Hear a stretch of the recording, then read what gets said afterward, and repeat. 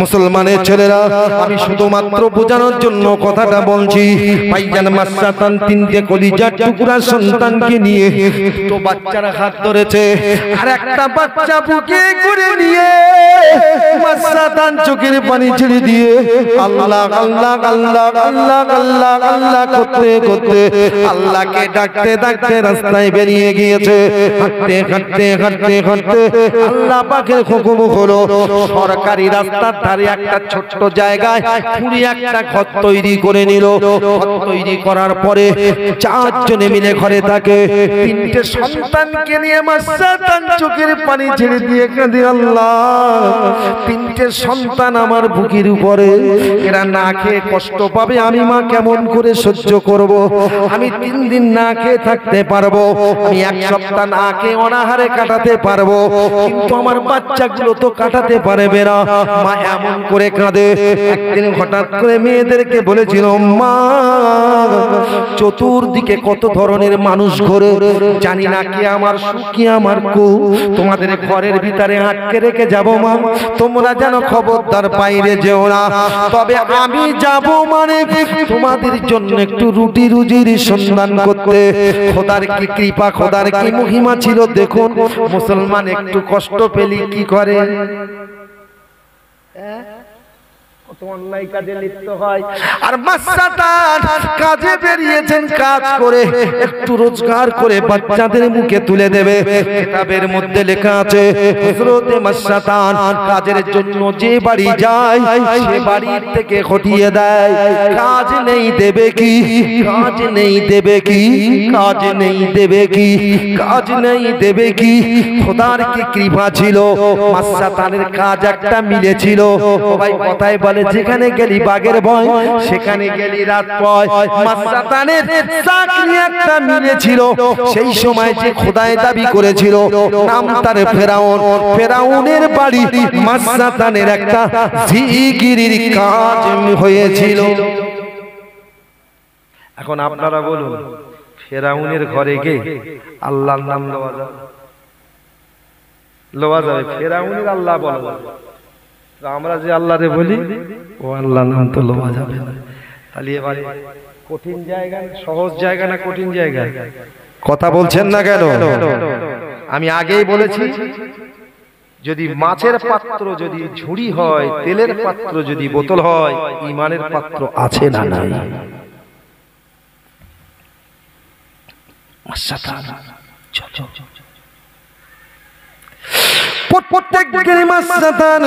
সারাদিন অক্লান্ত পরিশ্রম করে, সন্ধ্যাবেলা যেটুকু দেয় সেইটুকু নিয়ে আঁচল দিয়ে ঢেকে মাসাতান ঘরে ছুটে আসে।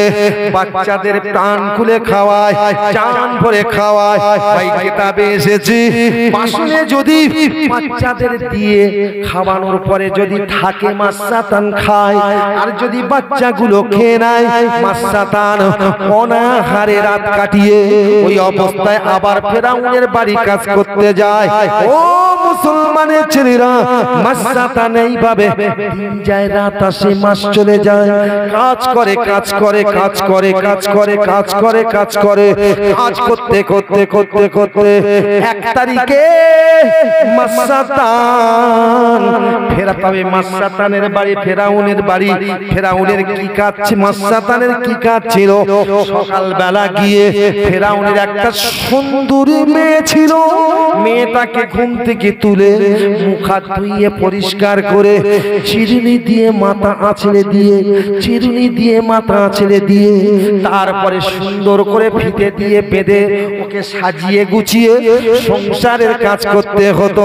মাসাতান 1 তারিখে ফেরাউনের বাড়ি কাজ করতে গেল। ফেরাউনের বেটিকে ঘুম থেকে তুলে মুখ হাত ধুইয়ে দিয়ে, মুখ হাত ধুইয়ে দিয়ে এবার চিরুনি দিয়ে মাথাটা আঁচড়ে ফিতে দিয়ে বেঁধে দেবেন। কিন্তু ওই চিরুনি দিয়ে মাথা আঁচড়াতে আঁচড়াতে হঠাৎ করে ব্যতিক্রম হয়ে গেল। মাসাতানের হাতের কাকুইটা হাত থেকে ফসকে জমিনে পড়ে গেল। এবার আপনারা বলুন, যদি হাতের মাল জমিনে পড়ে যায়, এই মালটা তোলার সময় কি বলতে হয়?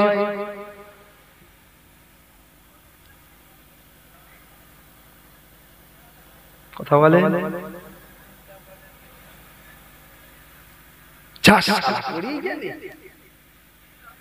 পাকা মুসলমান, শালারে ডাকতে হচ্ছে, কি বলতে হয়?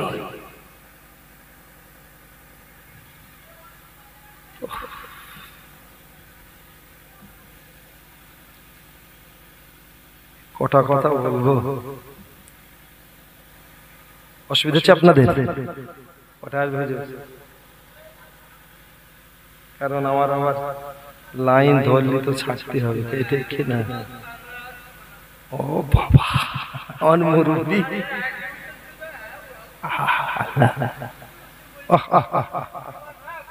বাবু, নূহ নবী বসে আছেন, একটুখানি খুব শর্টে বলছি। নূহ নবী বসে আছেন, জিবরাইল নবীর সঙ্গে দেখা করতে এলেন, তবে খালি হাতে একটা প্রেজেন্টেশন নিয়ে এলেন। প্রেজেন্টেশনটা কি জানেন?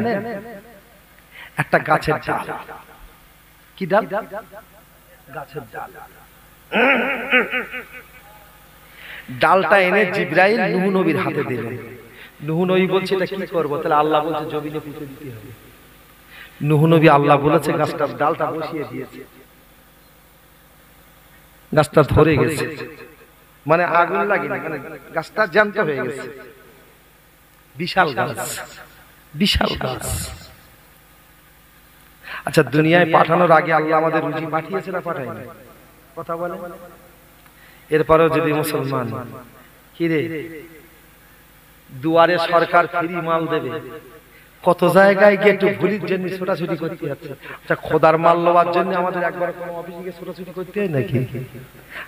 তারপরেও মুসলমান, যদি তুই মসজিদে দিনে 5 বার না যাস, তোর মতন মুসলমান বেঁচে থেকে লাভ কি আছে? কথা বোঝা গেল না? সরকারের মাল নিতে মারপিট হয়, খোদার মাল নিতে মারপিট হয়। সেখানে যাবেন এরা। নূহ নবী, আল্লাহ পাক বলছে, আল্লাহ পাক আরে সাবধান করার আগে আল্লাহ গাছ পাঠিয়ে দিয়েছে, গাছ তৈরি হয়ে গেছে। এবার নূহ নবীকে আল্লাহ বলছে, নবী নূহ, একটা কিস্তি তৈরি করো, আমি গজবের পানি দিয়ে দুনিয়া ধ্বংস করে দেব। জানা কথা বলছি। এবার নূহ নবী বলছে, কিস্তি তৈরি করতে হলে গাছের দরকার। আল্লাহ বলছে, নবী নূহ, গাছ লাগবে বলি তো আগেই তো তোর গাছ পাঠিয়েছিলাম, দেখ গাছটা। গাছ দেখে নূহ নবী বলছে, আনবো কি সম্ভব?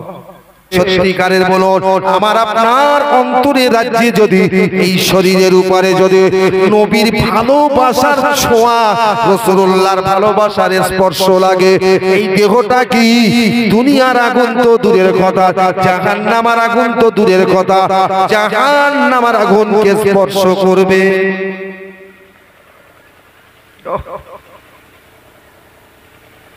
কথায় কথা বাড়িয়েছি। জিবরাইলকে রাসূলুল্লাহ প্রশ্ন করেছিল, ইয়া কি জিবরাইল, আল্লাহ আপনার সঙ্গে আমাকে পাঠিয়েছে জান্নাত ভ্রমণ করার জন্য, জান্নাত দেখার জন্য।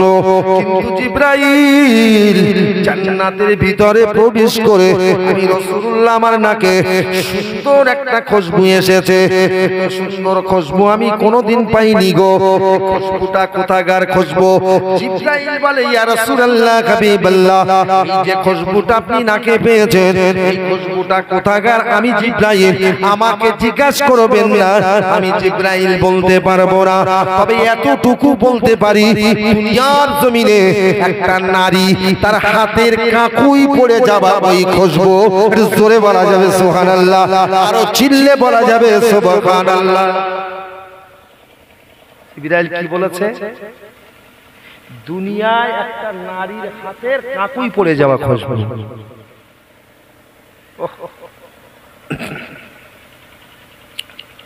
অস্পর্শ, স্পর্শ হলো না। নবী তো জানতে চেয়েছিল ওই খুশবুটা কোথাকার খুশবু। ইনি সংক্ষেপে বলেছে, আমি জানি না, তবে এতটুকু বলতে পারি, দুনিয়ায় একটা নারীর হাতের কাকুই পড়ে যাওয়া খুশবু, এটা বলেছে তো। আচ্ছা, নবীর কিন্তু রয়ে গেছে, আল্লাহ কিন্তুটা পূরণ করে দেবে না দেবে না? কথা বলছেন না কেন? মুসলমানের ছেলেরা কিতাবের মধ্যে লেখা আছে রাসূলুল্লাহ পরে ওইটা জানিয়ে দিল শরীফের মধ্যে লেখা আছে বিশ্ব নবী রাসূলুল্লাহ আমার দয়ার নবী বলে ওই খোঁজবোটা কোথাকার ও মুসলমানের ছেলেরা আমি আপনাদের কাছে ঘটনাটা বলে রাসূলুল্লাহ বলে হযরত খেজর আলাইহিস সালাম আল্লাহ রাসূল নবী বলে আমার নবী বলে হযরত খেজর আলাইহিস সালাম বাপ মায়ের একটা মাত্র সন্তান ছিল আর কোনো বাপ মায়ের সন্তান ছিল না খেজর একাই ছিল বলে খেজর যখন শিয়ানা হলো আব্বা মায়ের মনের ইচ্ছা জেগেছে ছেলেকে যদি বিয়ে দে আর বিয়ে দেওয়ার পরে ওদের স্বামী স্ত্রীর যখন মিলন ঘটবে আল্লাহ ওদের মিলনেতে সন্তান বিস্তার করবে আমার বংশ বৃদ্ধি হবে এই মনে করে দুজনে মিটিং করছে আব্বা আর মা ছেলে আর কেনা খেজরকে বিয়ে দেব এই কথাটা হযরতে খেজর আলাইহিস সালাম জানতে পেরেছিল বটে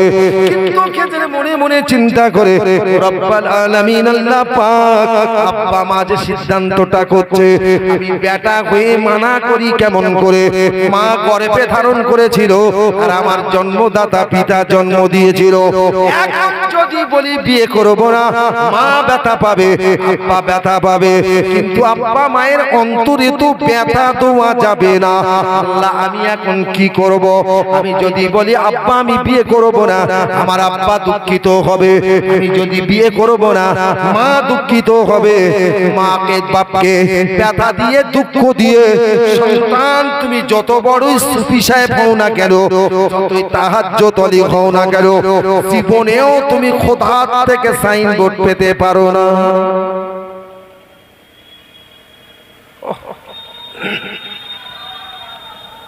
তাকবীর দান নারায়ে তাকবীর কেউ উঠবেন না একদম কেউ উঠবেন না নারায়ে তাকবীর জোরে দেন নারায়ে তাকবীর সিলসিলায়ে হক ফুরফুরা শরীফ সিলসিলায়ে হক ফুরফুরা শরীফ সুনাম ধন্য পীর সাহেব হুজুর কিবলা পীর সাহেব হুজুর কিবলা নারায়ে তাকবীর আলহামদুলিল্লাহ বলেন কি গো মন খুলে হলো না জোরে বলুন আলহামদুলিল্লাহ আরো জোরে বলুন খুশির খবর তো আমাদের মাথার মনি এসেছেন আমাদের খেদমতে আসবেন এখন কথা হলো যদি আমরা উঠে গিয়ে হুজুরের ঘুরিয়ে ধরি আচ্ছা ওতে হুজুরের কষ্ট হবে না আনন্দ হবে এখন মুরিদ কষ্ট দিচ্ছে না আনন্দ দিচ্ছে হ্যাঁ খুব দরদি ফুরফুরায় গিয়ে বিড়ি গিয়ে হর করতেছে ফুরফুরান মুরিদ দরদি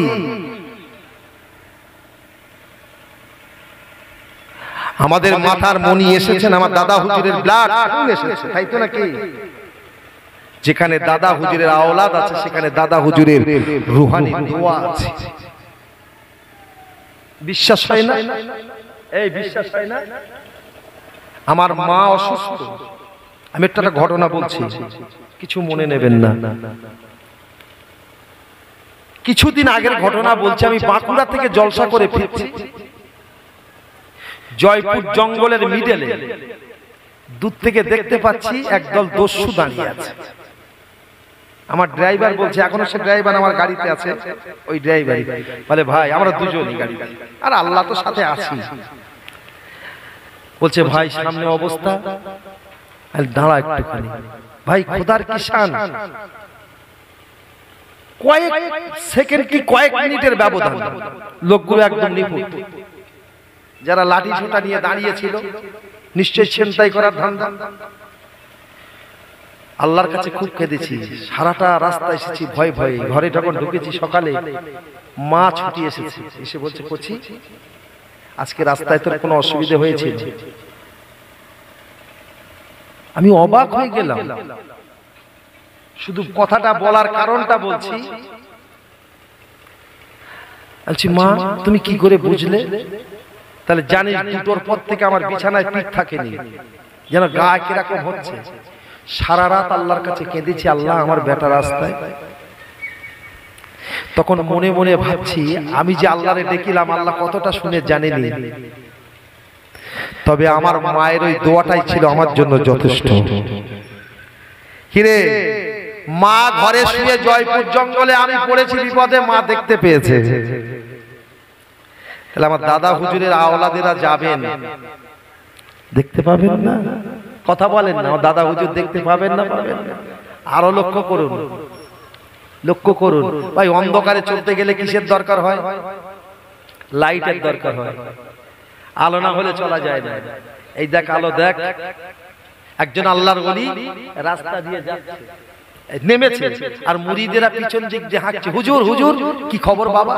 তাহলে হুজুর যা জীবনে কোনোদিন দেখিনি আজ তাই দেখছি। তাহলে কি দেখেছো? তাহলে হুজুর আপনার দাড়ির ভিতর থেকে কোনোদিন আলো বার হতে দেখিনি, আজকে দেখছি আপনার দাড়ির চুলের ভিতর থেকে আলো বাহির হচ্ছে, মানে নূর নূর বার হচ্ছে। হুজুর কি এমন আমল করেছেন? শুনবেন? কারা শুনবেন একটু হাত তোলে, জোরে নারা দেন, নারাই তাকবীর। শুনে যাদের আব্বা মা আছে একটু খেদমত করিস, আর যাদের নাই তারা একটু মাঝে মাঝে অন্তত শুক্রবারে কবরে গিয়ে দেখা করে আসিস। ঈদের দিনে যায় তাও বলে ইমাম সাহেবের এত আসতে দেরি হচ্ছে, কতক্ষণ দাঁড়াবে? কি ছেলে গেছে মার সঙ্গে দেখা করতে? ভুল বলছি নাকি? আরে আমি তো এক জায়গায় ঈদের নামাজ পড়াই, মুসাফা সবার সঙ্গে করবো তবে তো যাবো। আমার আগে যারা মুসাফা করে তারা কবরস্থান চলে গেছে, বলে সে হুজুর কই? আর দাঁড়িয়ে থাকা যায়? এতক্ষণ দেরি করা যায়? হায় হায় হায়, মার সঙ্গে দেখা করতে গেছে। নারী ছেড়া বেটা তো আর সয় না।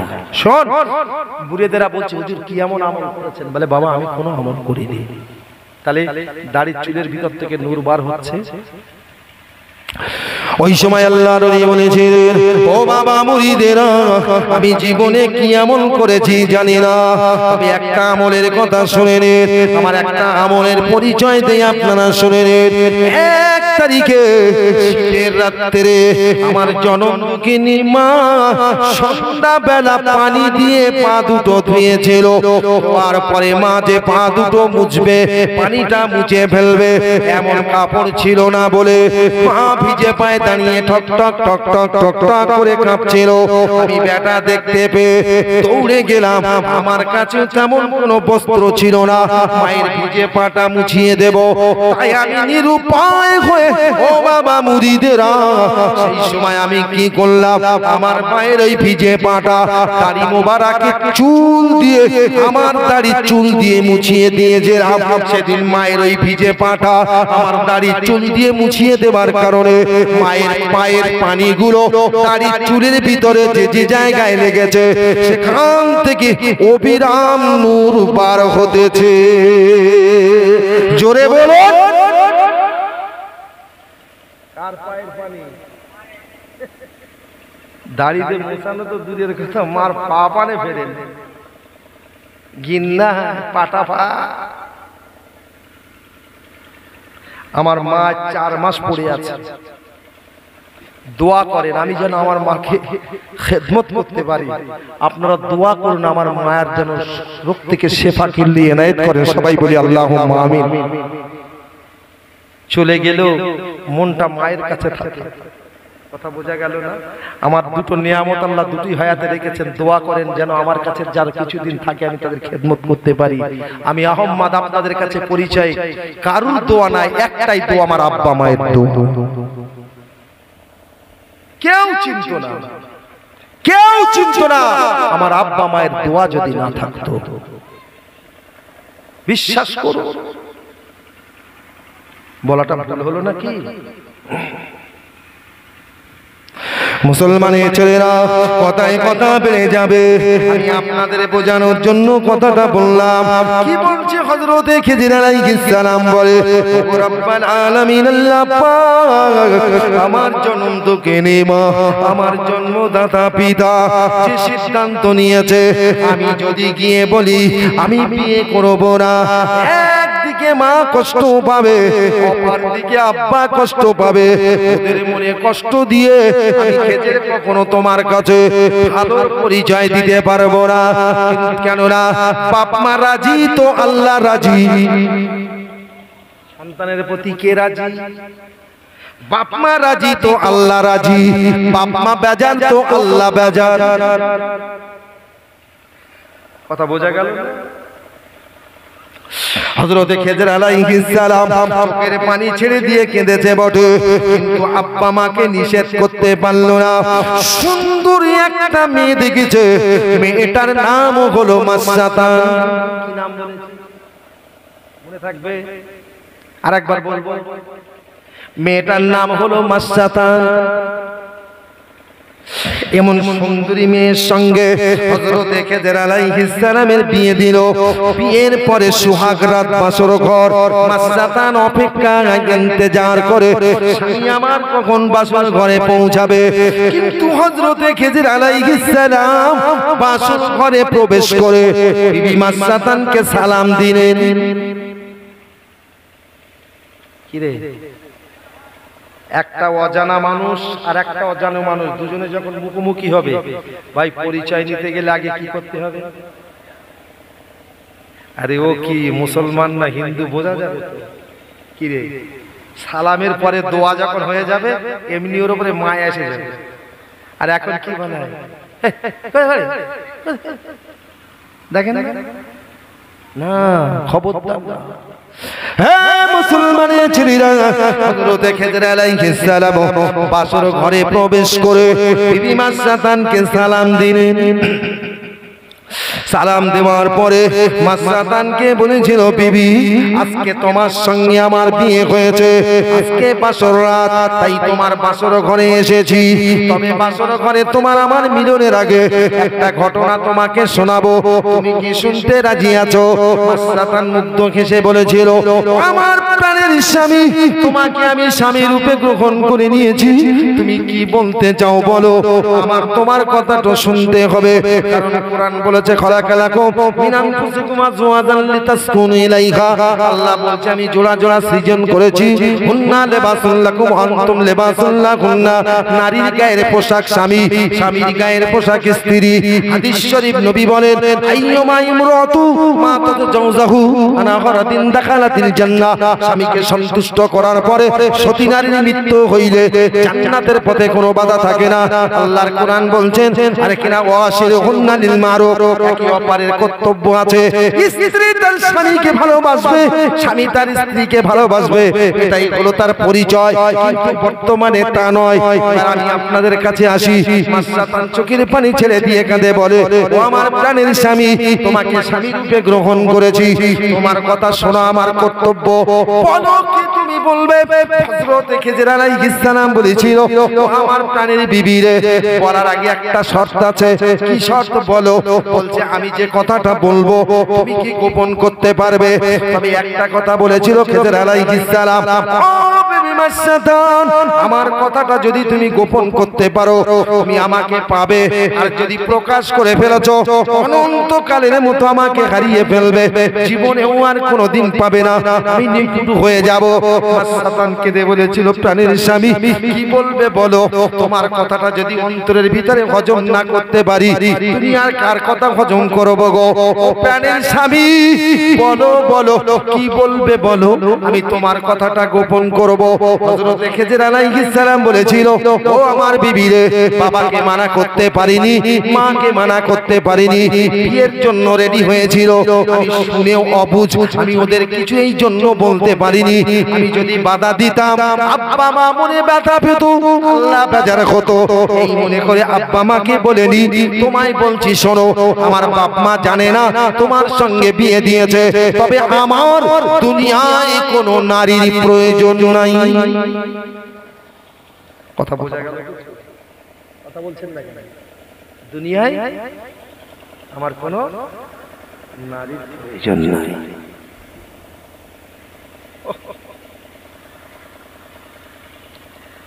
এখনকার দিনের মেয়েরা থাকবে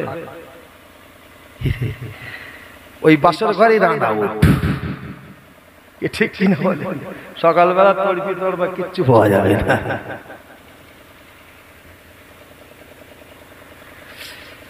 আমি ইমানের পাত্রের কথা বলছি। মাছের যদি পাত্র থাকে, তেলের যদি পাত্র থাকে, ইমানের পাত্র আছে না নাই?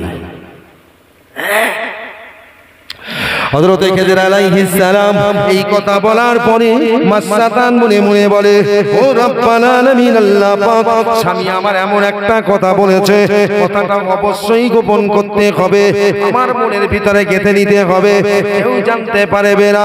তিন চার রাত আসে, মাস চলে যায়, বছরের পর বছর যখন পেরিয়ে যায়, আব্বা মা মিটিং করে, খেজর আলাইহিস সালামের আব্বা মা মিটিং করে বলে, আজকে ছেলে বিয়ে দিয়েছিলাম, সন্তান বিস্তার হবে বলে, এ কি আফসোস হয়ে গেল, এত বছর পেরিয়ে গেল, একটা সন্তানও হলো না, মনে হয় বৌমা বেজে ওর কোনো সন্তান হবে না, এই মুহূর্তে ডিভোর্স দিয়ে আবার নতুন করে খেজরকে বিয়ে দিতে হবে। মাসসাতান চোখের পানি ছেড়ে দিয়ে কাঁদে, ও রব্বাল আলামিন, বাসর ঘরে স্বামী আমার মানা করে দিয়েছে, আবার এমনও বলে দিয়েছে, বলে দিলে জনমের মতো হারিয়ে যাব, জীবনে আর কোনোদিন আমায় পাবে না, এখন আমি কি করব? স্বামীর কথাটা অমান্য করব, কথাটা আমি মনে মনে গেতে আরেকটা গোপনে রেখে দেব। মাসসাতান কথাটা হজম করে নিল, কিন্তু বলে, আল্লাহ আমার ধৈর্য দিও, আমি যেন প্রকাশ না করে ফেলি। কিন্তু হয়েও গেল তাই। মাসসাতান কোনো কথা না বলার কারণে মাসসাতানকে ডিভোর্স দিল, মাসসাতানকে তালাক দিয়ে তাড়িয়ে দিল। কিতাবের মধ্যে লেখা আছে, হযরত খেজর আলাইহিস সালামের দ্বিতীয় বিয়ে দিল। দ্বিতীয় বিয়ে দেওয়ার পরে বাসর ঘরে গিয়ে হযরত খেজর আলাইহিস সালাম বলেছিল, ও আমার প্রাণের বিবি রে, বাবা মা না জেনে তোমার সঙ্গে বিয়ে দিয়েছে, তবে এমন একটা গোপন কথা তোমায় বলবো, প্রকাশ করলে হবে না, প্রকাশ করলে জীবনেও আমার কোনোদিন পাবে না। ওই সময় দ্বিতীয় বিবি বলেছিল, ও আমার প্রাণের স্বামী, তোমাকে স্বামী রূপে গ্রহণ করেছি, তোমার কথাটা গোপন করব, অবশ্যই করব, বলো কি বলবে বলো। হযরত খেজর আলাইহিস সালাম বলেছিল, বাবা মাকে মানা করতে পারিনি, এই জন্য মনে ব্যথা পাবে, তাই তবে বিয়ের পরে বাসর ঘরে তোমায় বলছি, শোনো, আমার বাবা মা না জেনে তোমার সঙ্গে বিয়ে দিয়েছে, দুনিয়ার জমিনে আমার কোনো নারীর প্রয়োজন নাই। কথাটা গোপন রেখে দিল, কিন্তু বছরের পর বছর যখন পেরিয়ে গেল, ওই মাসসাতানের মতো শ্বশুর শাশুড়ি আবার বলা বলি শুরু করে দিল, এও কি বেজে বউ, এর সন্তান হয় না, একেও ডিভোর্স দিতে হবে।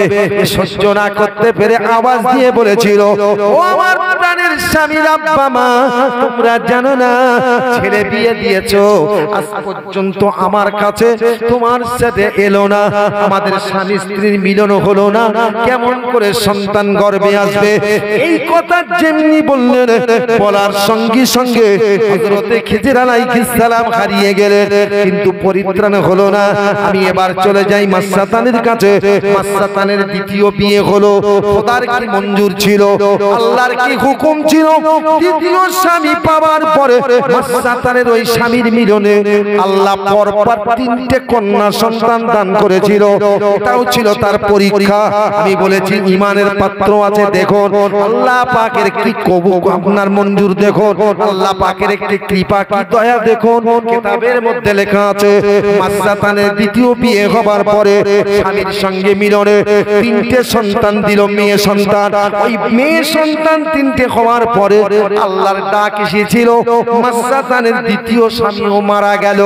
মাসসাতানের দ্বিতীয় স্বামী মারা যাবার পরে চোখের পানি ছেড়ে দিয়ে কাঁদে, আল্লাহ এখন আমার উপায় কি হবে? হলো তাই, নিষ্ঠুর শ্বশুর বেঁচে ছিল, বাপের কোলে সন্তান মারা গেলে সন্তানের সম্পত্তি মৌজ হয়ে যায়। সঙ্গে সঙ্গে শ্বশুর এসে গলা ধরে মাসসাতানকে বলেছিল, নেমে যাও পিঠে থেকে, তোমার মতো বৌমা মারার দরকার নেই। শিখনি নেই তো নাকের দরকার, নাক শিখনি নেই তো নাকের কিনের একটা কথা। ও মুসলমানের ছেলেরা, মাসসাতান কেঁদে কেঁদে বলেছিল, আব্বা জান, তিনটে সন্তান কোলে রেখে তোমার বেটা জনমের মতো আমাকে বিবাহ করে দুনিয়া থেকে চলে গেছে। আল্লাহর ডাক এসেছে, কারো রোখার ক্ষমতা নাই। তবে আব্বা, এত বড় ভিটের একটা কোণে আমায় আশ্রয় দাও, তিনটে বাচ্চাকে নিয়ে গুজে মুজে বাস করব। তবে আপনি তাড়িয়ে দেবেন না, তিনটে বাচ্চা নিয়ে আমি কোথায় যাব? শ্বশুর নিষ্ঠুরের মতো বলেছিল, কোনো আবদার কাটবে না, চোখের পানি ফেলে কেঁদে লাভ হবে না। বলছি তো নেমে যাও। নিরুপায় হয়ে মাসাতান চোখের পানি ছেড়ে দিয়ে কাঁদতে কাঁদতে দুটো বাচ্চার হাত ধরলেন আর একটা বুকের ভিতরে জড়িয়ে নিয়ে মাসাতান চোখের পানি ছেড়ে দিয়ে কাঁদতে কাঁদতে যায়। কোথায় যাবে, কোথায় যাবে, কোথায় যাবে, কোথায় যাবে? ভোলামায় বুঝবেন না, যারা আল্লাহর হয় আল্লাহ তাদের হয় না, হয় না। কথা বলেন, বিশ্বাস হয় না? কদিন আগে আপনারা দেখেছেন, মোবাইলে দেখেন, মাত্র 14 বছর বয়স, বাংলাদেশে বাড়ি, ওর জীবনীটা একটুখানি দিয়েছে। বাবার বাড়িটা নদীর ধারে, নদীর ধারে হওয়ার কারণে কথায় বলে নদীর একুল ভাঙে ওকুল গড়ে।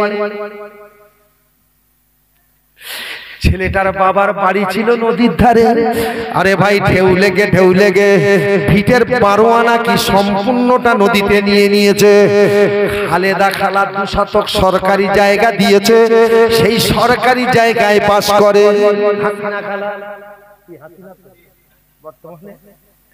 হাসিনা খালা 2 শতক জায়গা দিয়েছে, সেই 2 শতক জায়গার উপরে সংসার নিয়ে, বেটাদের নিয়ে, বাচ্চাদের নিয়ে, বিবিদের নিয়ে ওই ছেলেটার বাবা জীবন যাপন করে। তবে একটা বেসরকারি মাদ্রাসার একটা উস্তাদ ছেলেটাকে মানুষ করেছে। কি নাম? তারিক আহমদ। 14 বছর বয়স, হাফেজের কোরআন, হাফেজে কোরআন। দুবাই শহরে গেল বিশ্বপতি কোরআন প্রতিযোগিতায়। 86টা গ্রাম রাষ্ট্রের বাচ্চাদের, ছাত্রদের পিছিয়ে ফার্স্ট ক্লাস ফার্স্ট হবার কারণে ও মুসলমানে ছেড়ে যায়, যারা আল্লাহর হবে আল্লাহ তাদের হবে। কোরআন জোরে বলে, হায় হায়, মুসলমানের মন কি কথা নেই। এরা লটারির টিকিট কাটে, কপালে ঠেকায়। তোর কপালে টিকিট ঠেকালি না, ওই তাদোয়া মুরগির গু ঠেকালি। টিকিট কেটে কপালে থেকে সুমো দেয় যদি 1 কোটি বাদে। কেটে কেটে সাসার সাদা হয়ে গেছে, ওই এমন ভূমি পড়ে যাচ্ছে পিছন দিয়ে হাবড়ার ব্রিজ। এত টিকিট কেটেছে, ভিখারি ন্যায় হয়ে গেছে। যদি টিকিট তোর কাটতে হয়, আল্লাহর কোরআনের টিকিট কেটে প্রতিযোগিতা করবি। 14 বছর বয়স তারিক আহমদ চলে গেল প্লেনে করে দুবাই শহরে। 86টা রাষ্ট্রের ছাত্রকে পিছিয়ে ফার্স্ট ক্লাস ফার্স্ট হবার কারণে দুবাই সরকার চেক হাতে তুলে দিয়েছে ৭৬ লক্ষ টাকার একটা চেক। জোরে বলা যাবে সুবহানাল্লাহ। ভাই, যাকে এখন নাম দিয়েছে কোরআনের পাখি, ভুলামায় বুঝবেন না। শুধু আর কিনা দুবাই শহর ওকে ৭৬ লক্ষ টাকা দিল না। ও ভাই, একটা কোন রাষ্ট্রের একজন মানুষ মন্ত্রী বলেছে কয়েকশো কোটি টাকা দিয়ে, কোটি টাকা দিয়ে বাড়ি তৈরি করে দিয়েছে। বাংলাদেশের একজন নায়িকা একটা দামি গাড়ি পুরস্কার দিয়েছে। হাসিনা খালা 12 লক্ষ টাকা দিয়েছে। এইভাবে বর্তমানে কোরআনের প্রতিযোগিতা করেছিল বলে, কোরআনের পাখি বেনেছিল বলে বর্তমানে ওই শাকিল আহমদ, তারিক আহমদ কয়েকশো কোটি টাকার মালিক আল্লাহ তাকে বানিয়ে দিয়েছে। ভুল বুঝবেন না, বোঝানোর জন্য বলছি। তুই যদি কপালে ঠেকাস তো লটারির টিকিট না, কোরআনটা নিয়ে উঁচু করে পড়বি। না পড়তে জানলে কোরআনের অক্ষরগুলো দেখবি, তোলার সময় গুছা দিবি, কপালে ঠেকাবি, আল্লাহ কোরআনের ওসিলায় তোর কপালটা খুলে দিতে পারে। ওয়াজ ভালো লাগবে না? এখন আবার কিছু কিছু মুসলমান টিকিট যখন কাটে ভাই, সব কাজে বিসমিল্লাহ বলতে হয়, তাই না? আর বিসমিল্লাহ বললে কি হয়? কি হয়? বরকত হয় তো। আচ্ছা ভাই, মদ খেলি বরকত হয় বিসমিল্লাহ বললে? এখন বোঝানোর জন্য কে যদি বিসমিল্লাহ বলে টিকিট কাটে আর মিলুনির সময় যদি বিসমিল্লাহ বলে টিকিট খোলে, ওর জানাজা হবে, ওর জানাজা পড়া যাবে। কথা বলছেন না কেন? টিকিট কাটা, লটারির টিকিটটা হারাম। তো হারামটাকে ভালো মনে করে যদি কেউ আল্লাহর স্মরণ করে বিসমিল্লাহ বলে, ঈমান থাকবে না যাবে। আর ঈমান গেল মানে তো জানাজার হলো কি ভাই, ঠিক কিনা বলে? যদি বিচার করা হয় ভাই, শাহেরের বাজারে তোলপাড় চলতেছে, শুধু ওখানে সারা যায় ভাই। কিছু মনে নিও না, আমি একটা উদাহরণ দিয়ে বললাম। 14 বছর বয়স, দেখুন না মোবাইলে সার্চ করলে পাবেন, যদিও আমার বড় মোবাইল নেই, যখন ছেলেরা বার করে দেখি ছেলেটা কি, আল্লাহ দেখার ছেলে। মুসলমানের ছেলেরা, আমি শুধুমাত্র বোঝানোর জন্য কথাটা বলছি।